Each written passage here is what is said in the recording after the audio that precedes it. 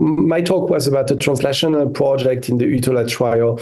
The idea initially was to explore the prevalence and the characteristic of patients with endometrial cancer and ESR1 mutations. In the UTOLA trial, there was 147 patients included, and we managed to get sequencing from 135 patients, and out of them, we detected 8 ESR1 mutations.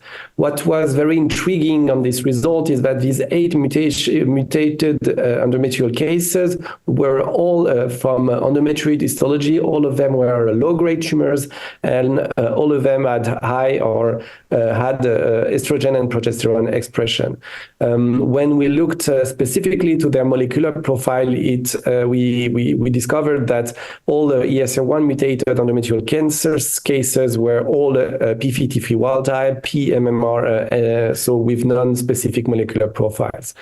So looking at the prevalence, although it was ESR1 mutations were observed in only 5% of the overall cohort, when we look specifically at low-grade endometrioid and SMP endometrial cancer, it reached 22%, which is highly significant.